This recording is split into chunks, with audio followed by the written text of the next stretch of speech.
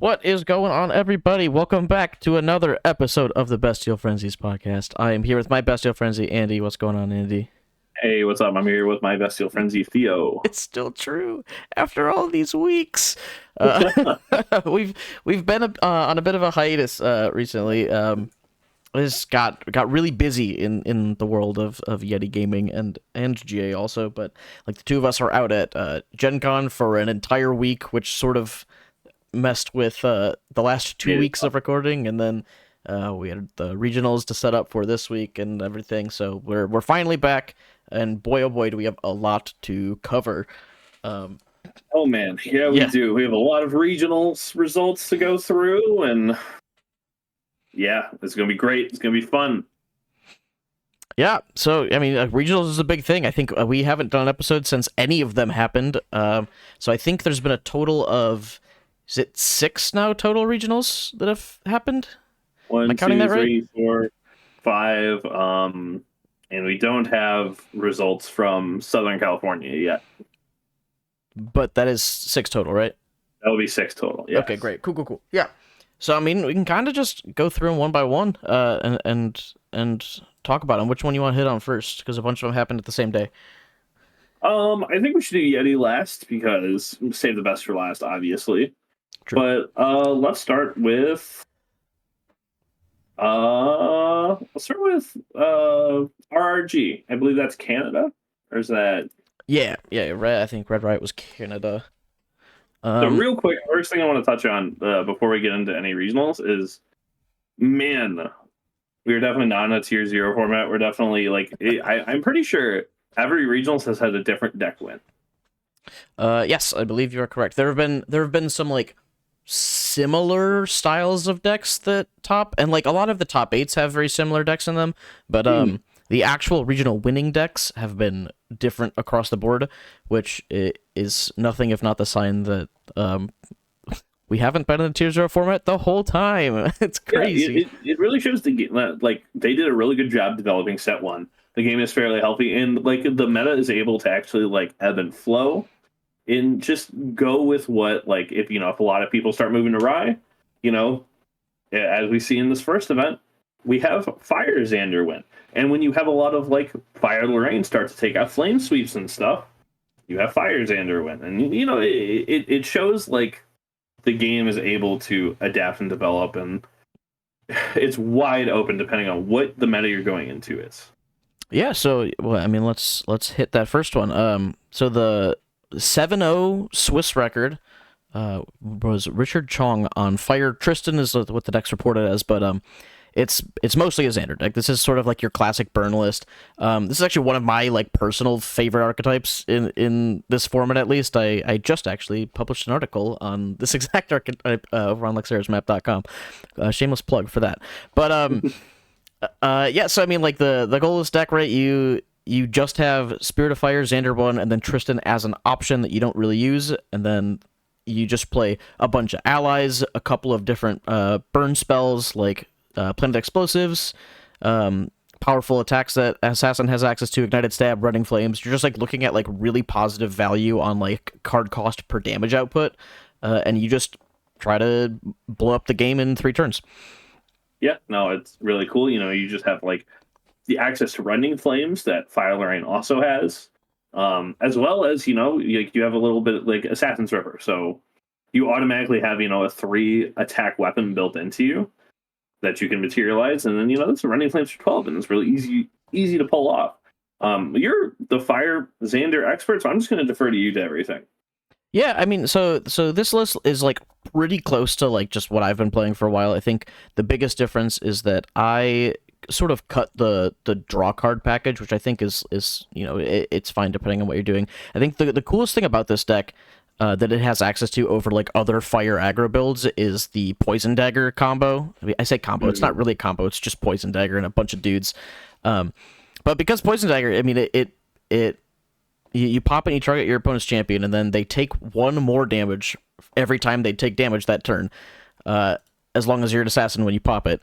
So you have that, and then you just like, as long as you have your board just like swarmed with, these like cheap 1/2 allies like Honorable Vanguard, Kingdom Informant. I mean, Squirrels is free damage. You sort of just you pop dagger and then you just attack, and you can very easily hit just like 15, 16 damage out of one turn if like you've got your Arthur buff, if you've got Inspiring Call buff. I mean, you could just nuke your opponent down in one turn. I mean, this list looks like it's pretty much trying. It's built trying to go turn 0 Spirit of Fire, turn 1 turn 1 Poison Dagger, turn 2 Xander, pop Poison Dagger, win the game.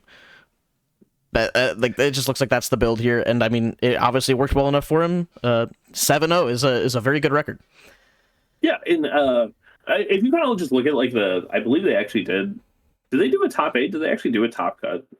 Or is it just in the standings here? I think Canada did do a top cut. Well, either way, if you kind of look at all of the matchups that of the other decks that are in the top 8, one thing you see with a handful of the Fire Lorraines is they're only playing like 2 Flame Sweep. And when you start to cut back on Flame Sweep, that's the big thing that hurts this deck is if your opponent go wide and your opponent Flame Sweeps you just gave Lorraine 3 cards and you lost 3 cards yourself. But, they need to still find that Flame Sweep. And I think that's what a lot of people underestimate going into the Lorraine matchup is if they're not playing for, sweeps, they're going to see that card a lot less. And if they don't have it, you're usually swimming pretty well. Yeah, I mean, I think sort of as a blanket statement with this deck, the thing I've always been saying is like, you lose to Lorraine, blah blah blah, whatever. But like, it's a little bit more in depth than that. You don't lose to Lorraine, you lose to Lorraine that has some amount of defense, and Fire Lorraine's defense is their offense. So the fact that they were cutting Flame Sweeps, because I mean, like the Xander deck wasn't really like the tippy top of meta. It was just like a good call if you expect a lot of Rye, and it's just like a pretty solid deck.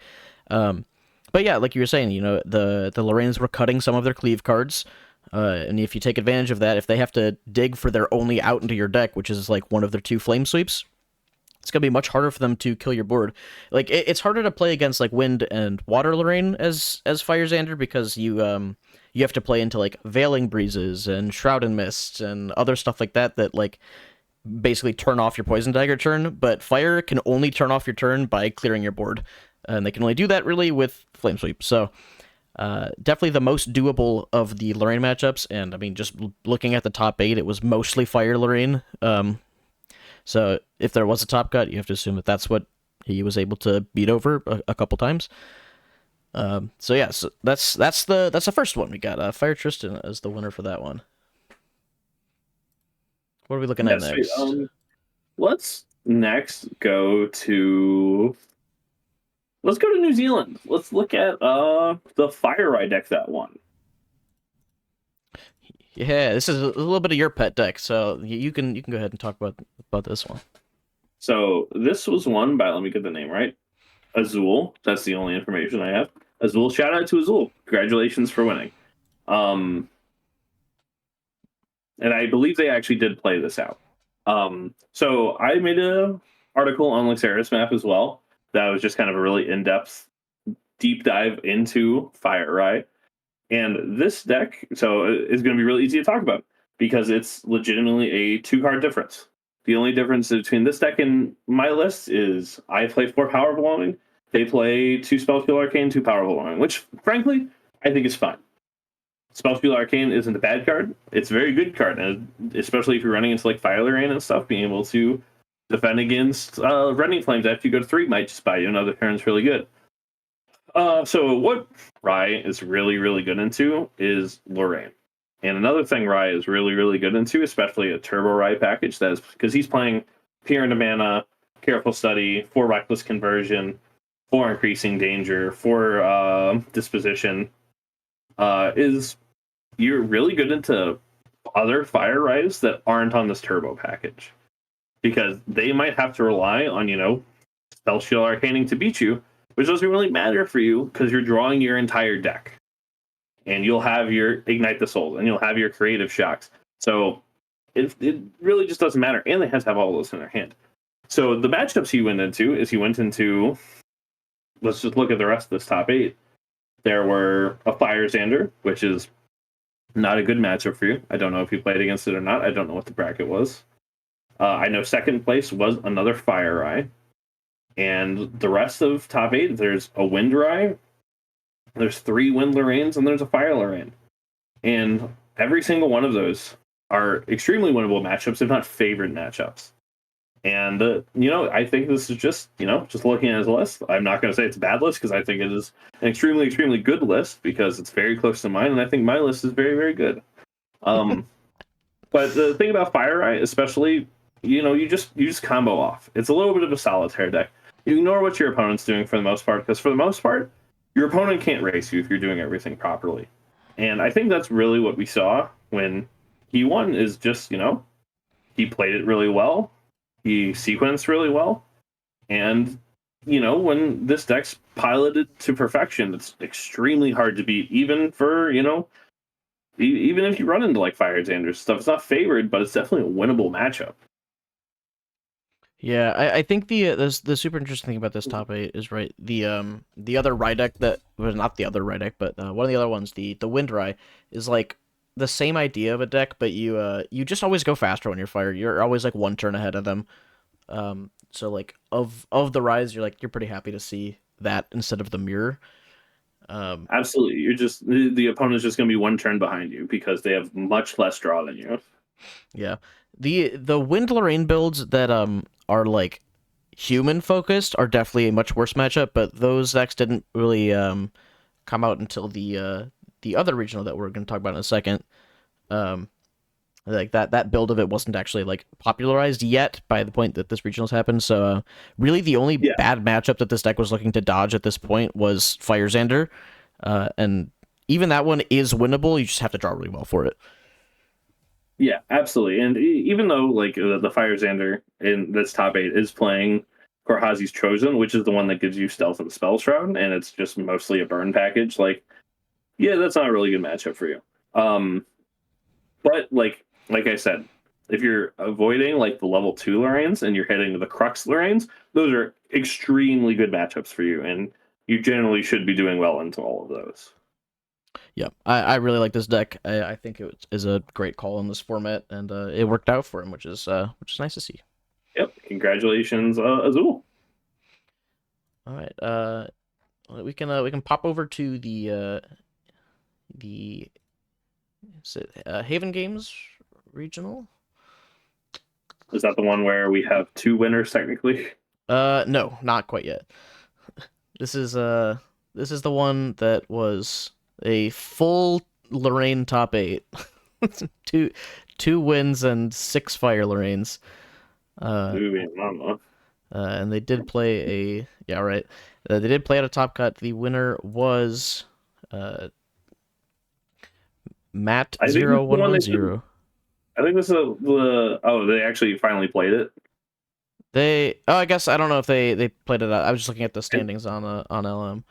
I think they're still saying they haven't played it because it's between Nick Tinko and Jimmy Lee. Real quick, we were talking about that Ally Lorraine deck. Shout out to Caben. Come on, I don't know how to say his name. I feel really bad about it. Caben. Yeah. But yeah, no, that deck is really, really sweet. Yeah. Right, and I highly recommend everyone go to Lexera's map and look at all of the top 8 lists available. Yeah. So Haven Games, yes. I was looking at the wrong link. Yeah, so Jimmy and Nick are yet to play out that Wind versus Water first place match.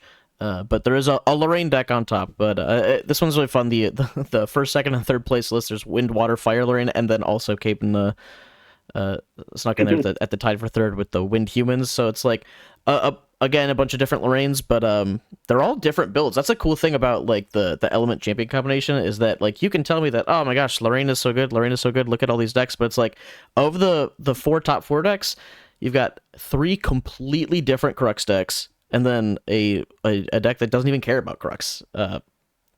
So I don't know. It's super interesting. But yeah, so Wind to Water Lorraine on top. I know that this Water Lorraine list, like people were like, "Whoa, someone actually plays that deck? That's crazy." I thought Water Lorraine was bad, but Water Lorraine's been been good the whole time. For quite some time, Water Lorraine is pretty good. It's been 3-1-ing. I think it 3-1s every single week at Yeti locals, for our webcam locals. It 4-0'd last week, and it's just solid into other Lorraine matchups. It's pretty good. I think it struggles into Crux Wind a little bit because they have answers with Failing Breeze, and that's a little hard for you to get around because if they can Veiling Breeze you're in Soul and you can't Veiling Breeze there on Soul, it's a little tricky. You do have Shroud in the Mist, but they can still attack you with Sword Seeking and stuff and all of that jazz. But I do want to note this was the only Water Lorraine in the entire field. Yep. 100% top 8 conversion, by the way. It's crazy. Crazy. But, yeah. Go on, sorry. I was gonna say, like, the cool thing about this list, is he was playing cards like Nia was in there main board, which is a really really cool option if you like know exactly what you're playing into all the time. As well as the freezing hails, which like was one of like the underdog buffed cards that got like super buffed the level up change. And I know I've talked a lot with Will, who's the person who plays in this deck basically in the Yeti webcam every single week. And he was like, yeah, like a lot of times like I'm playing against the Lorraine Mirror, right? And I go to 1, they go to 1, they attack me, whatever, like they break their drawn blade and they're expecting to like go to 2 next turn, maybe either cleave my board or do whatever, and I just freezing hail them. It's like, well, if you level up now, you lose your buff. But if you don't level up now, I'm going to beat you to 3. And if I beat you to 3, I basically win this matchup. So, like, Freezing Hail, really, really good card against Lorraine. And I don't know. I like this list a lot. I think it's very, very neat. Yeah, I really like it with Nia, too, because, against a lot of decks, not just, like, Rye, but a lot of decks will do something where they'll be like, I'm going to Idle Thoughts turn 1, or I'm just going to Chilling Touch turn 1, or I'm just gonna Favorable Winds turn 1. Just get something in. Like the grave, get a floating memory in the grave, get one in your like memory, whatever. And the cool thing with Nia is a lot of the time you're gonna name a champion with it. Mm-hmm. So you can really exploit decks that just play those 1-cost memories, especially if they're going first.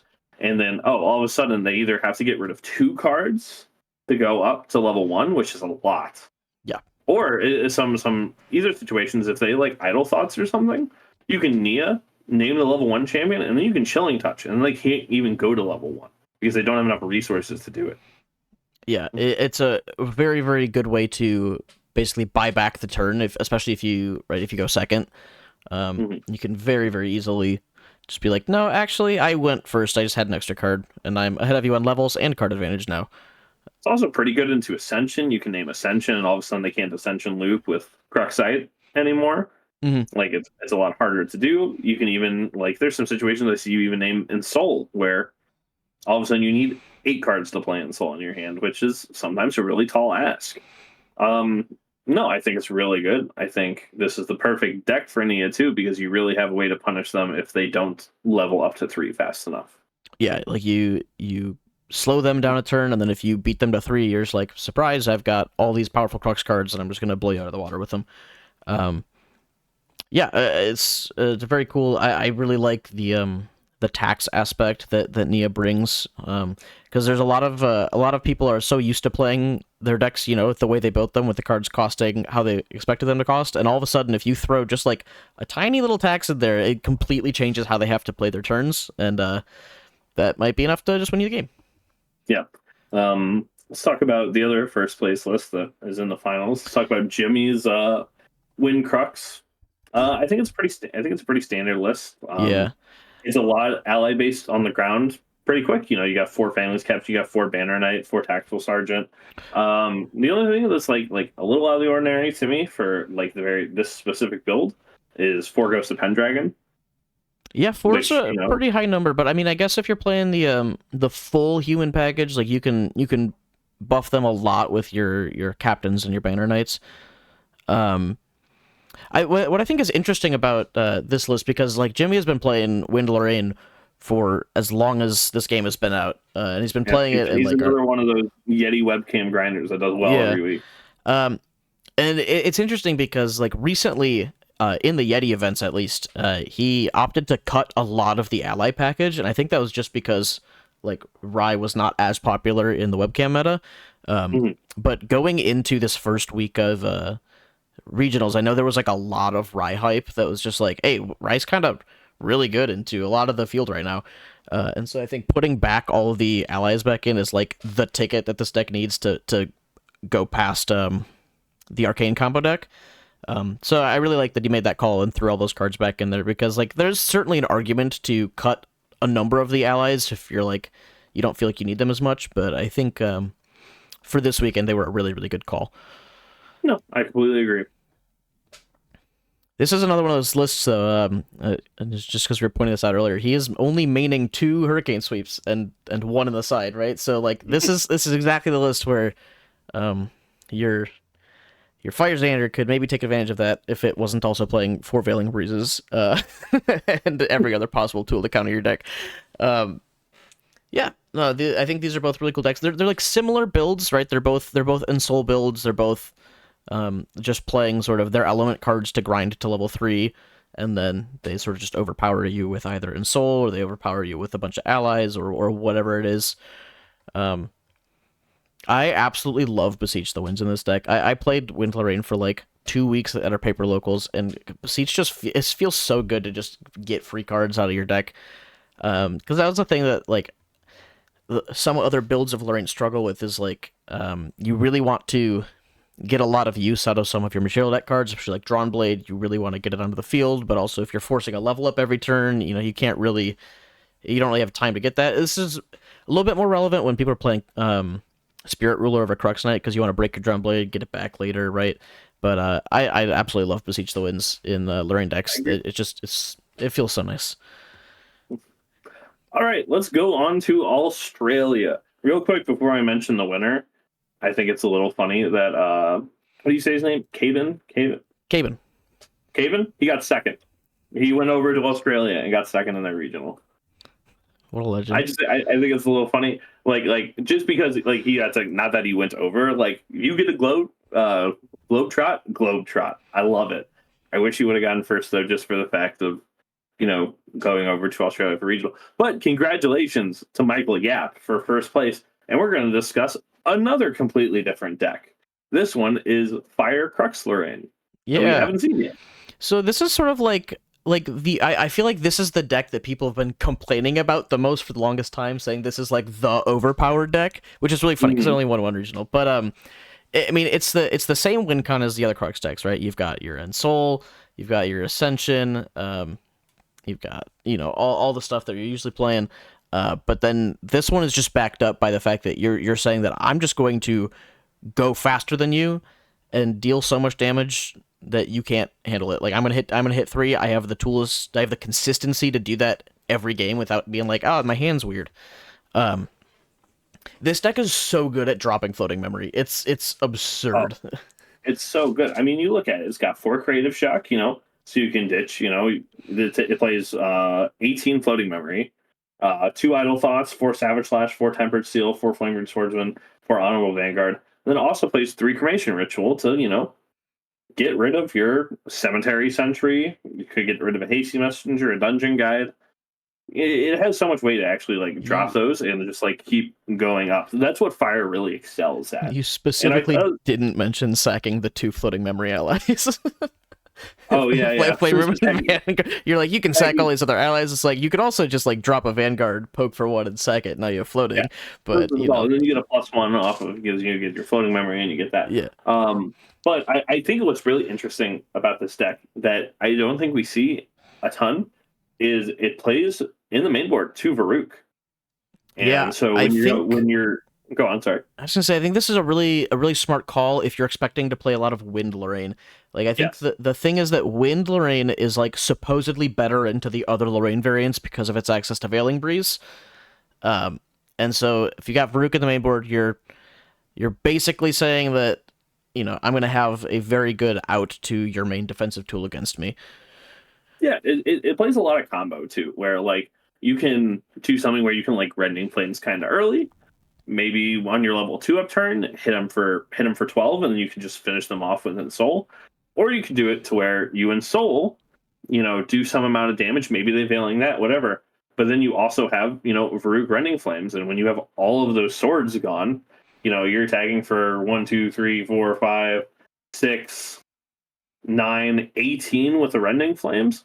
that's a lot of damage. That's a lot of damage, and Especially when it's unpreventable, like, and then it still plays, the Banner Knight and Soul combo, and you can still kind of go hard on the floor with just like Banner Knight and all of your allies too.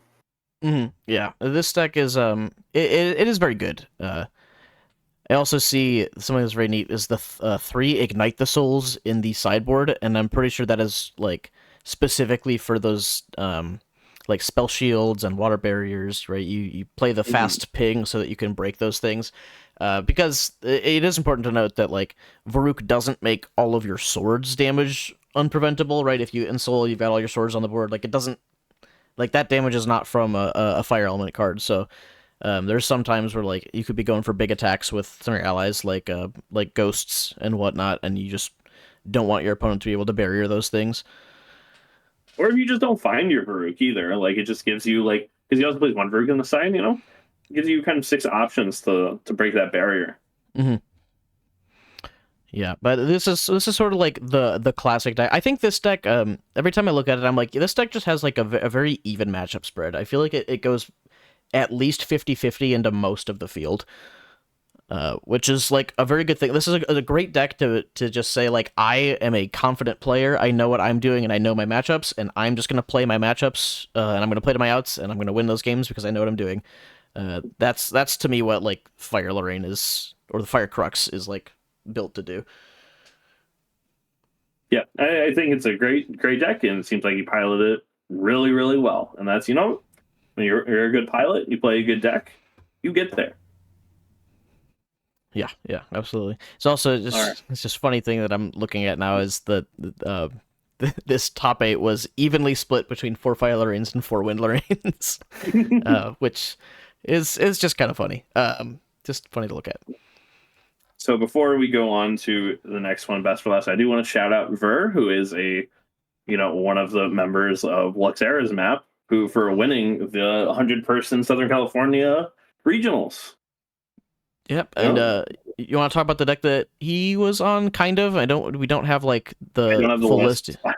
I know it was just like ally based kind of Fire Lorraine because I know he played like Arthur's and stuff and like the 2-1 conscript, but I don't really have all of his lists. We'll probably cover that next week when it gets Yeah, yeah, posted. yeah, yeah. Definitely. But yeah, congrats to him.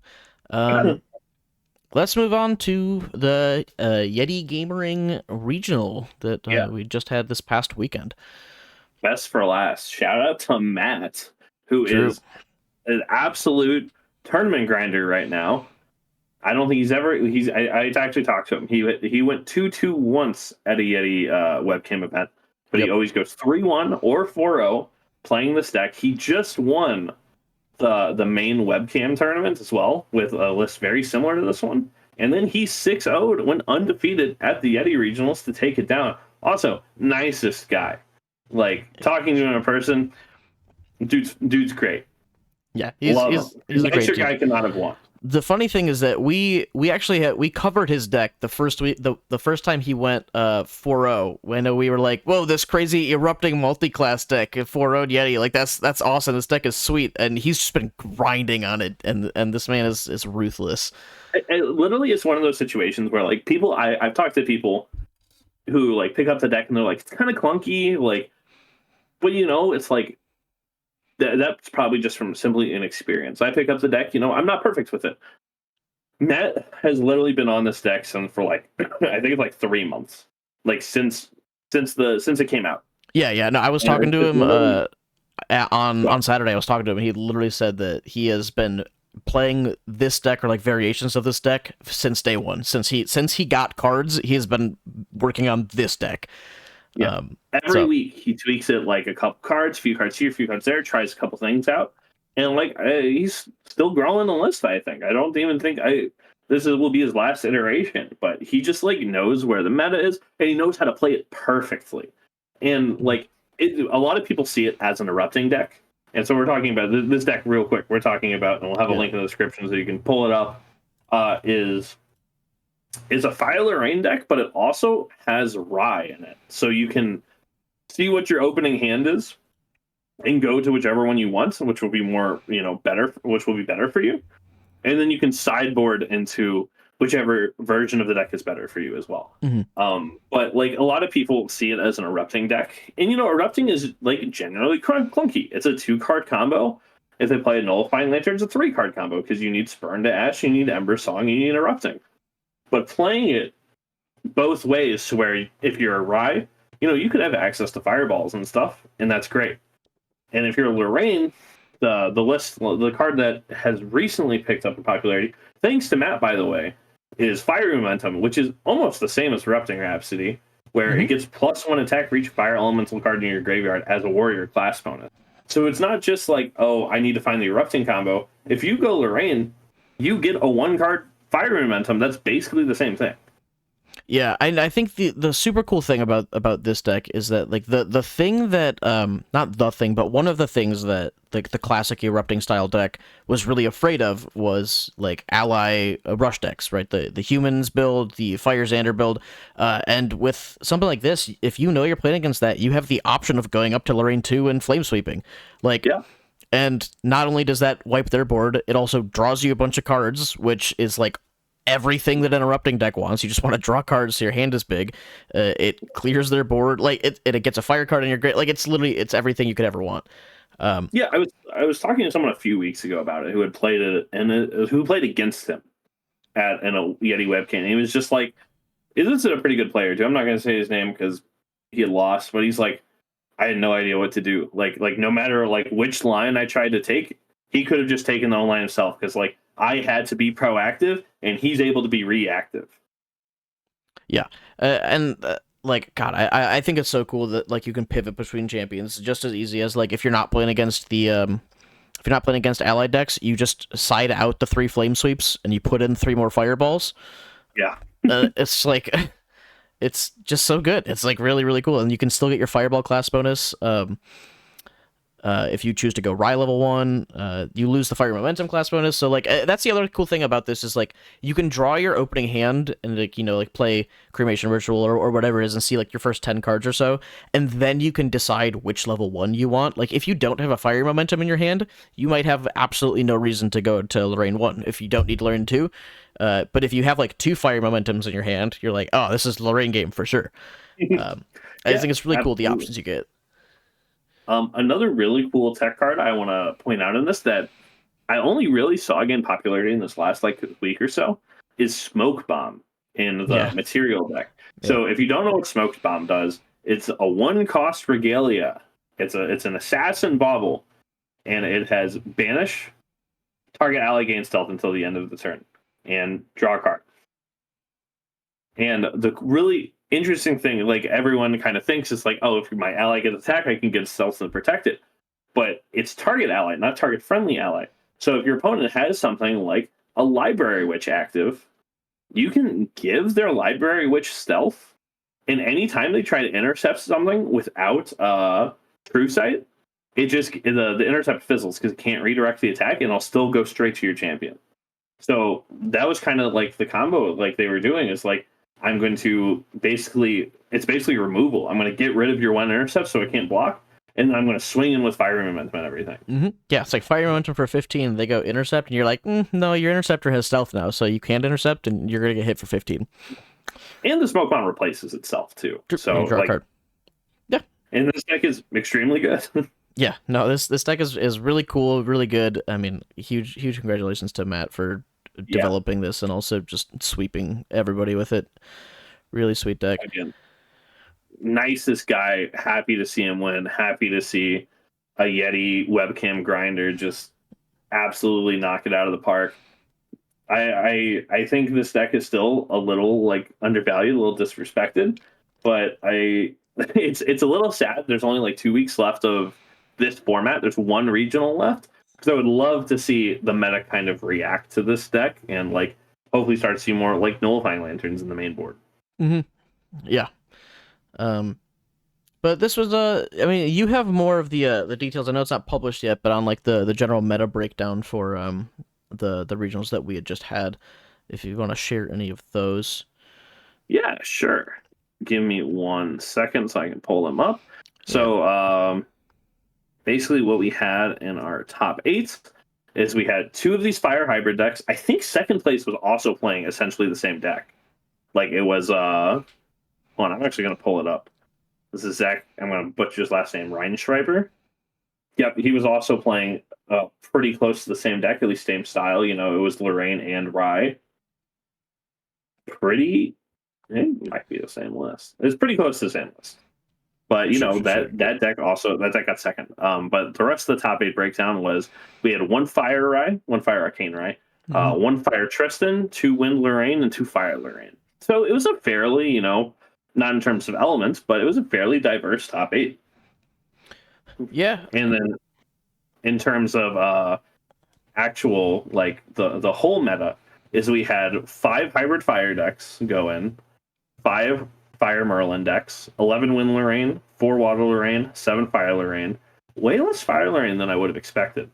2 Wind Rye, 12 Fire Rye, 4 Fire Tristan, 3 Fire Xander, 2 Water Xander, 2 Wind Sylvie, 1 Wind Allen, and 1 Water Sylvie. Yeah, I was one of those Fire Arcane gamers.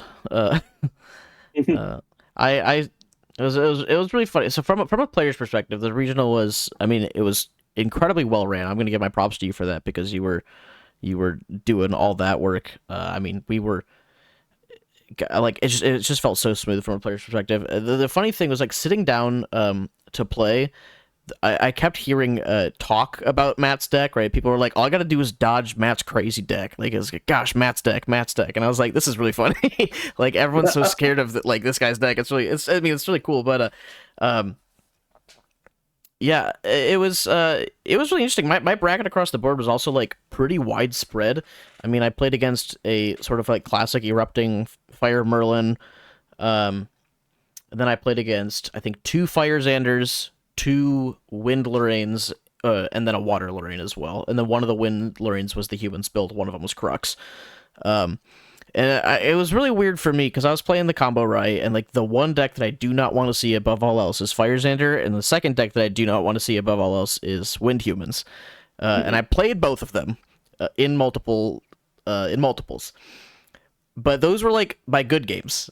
I beat my 2 Fire Xanders and I beat the Wind Humans, even though those are bad matchups. But I lost to the matchups that I should win in Water Lorraine and Erupting, and I was like, it's a weird day. I don't know. Not much you could do when your Erupting opponent goes first and they triple increasing danger turn 1. Oh yeah. Yeah. You're like, huh? You just drew 6 cards. But I was top 16. I think I ended in like 14th place or something.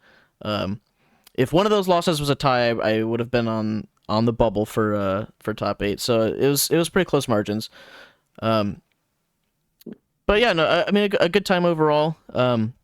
Everyone there seemed to be having a great time, and I got to talk to a whole bunch of really cool people. So if any people listen happen to be someone that I like sat down with and chatted for a little bit in between rounds, I had nothing but great conversations across the board with everyone who was there. So cheers to you guys for being a great community. Yeah, absolutely. I do want to thank everybody who showed up. We had 59 people, and everyone seemed to have a great time. Like, I left there with a smile on my face. We finished pretty early too. I think everyone was prized out before we started at round 1. Everyone got seated at 10. We had opening announcements at 10:15. We had a 1-hour lunch break, and everyone was prized out before 7 o'clock. I think it was 7:53. Our turnaround time was like incredibly smooth, but I kind of went on a tangent there. But really, thank you to everyone who showed up.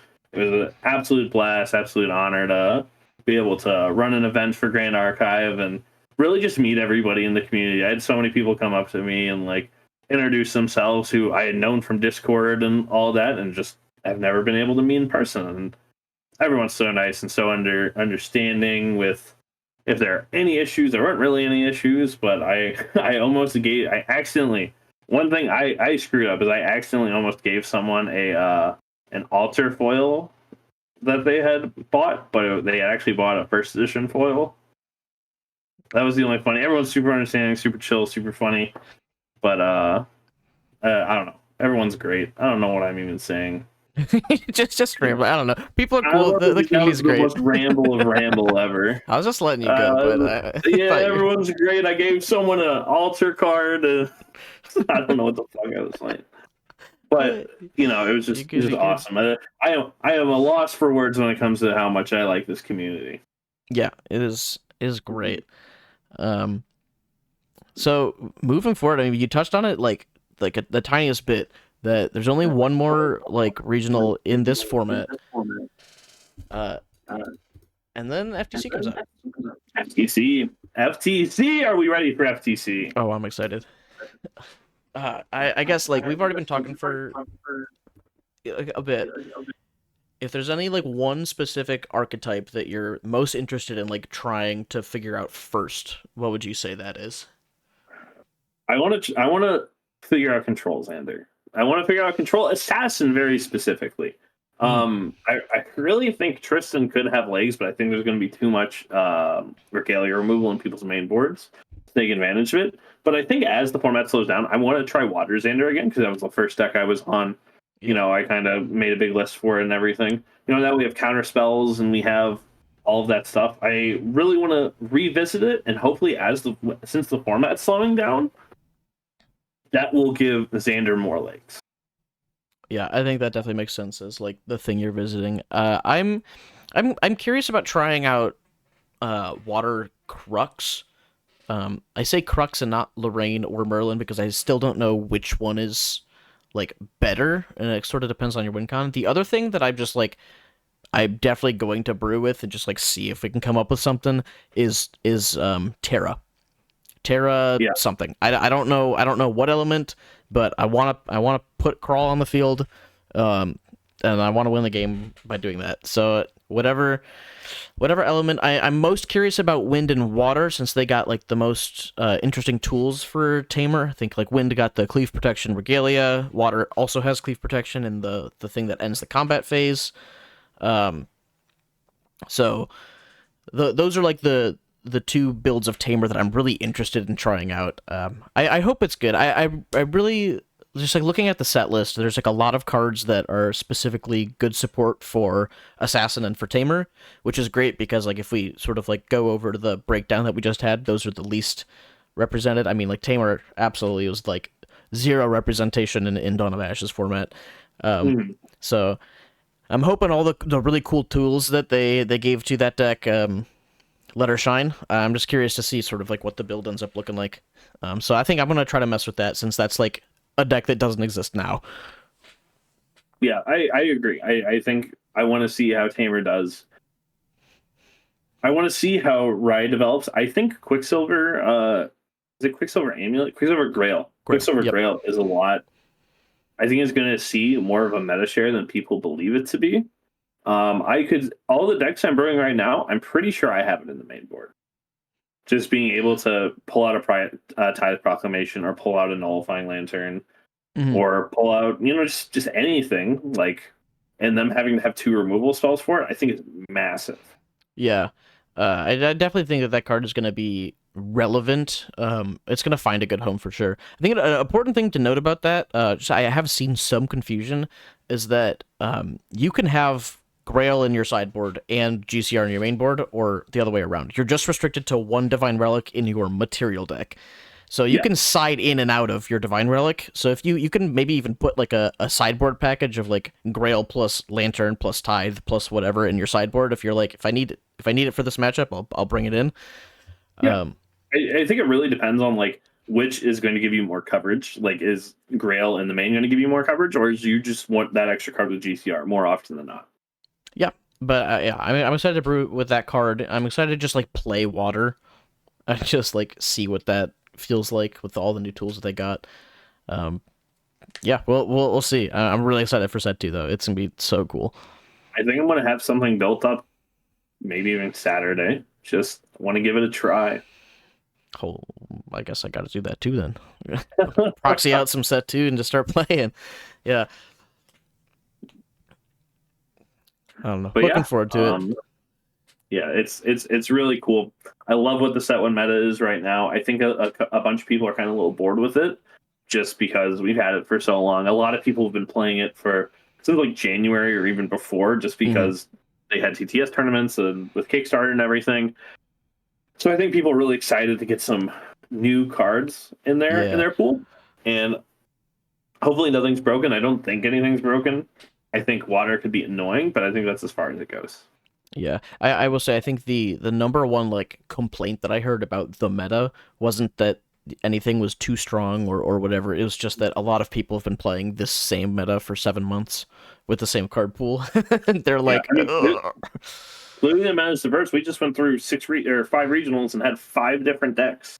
Yeah, it's like clearly it's diverse, but also again, yeah, a lot of people have been playing at least with the same selection of cards since the first wave of First Ed came out, and a lot of them before that with Tabletop Sim. So it's like, we're getting to quite a while with the same pool of cards. So a lot of the decks feel pretty stale, even if they're being innovated on. So I understand that, and I think FTC is just gonna shake everything up completely. I think the meta is gonna look completely different as soon as those cards are out.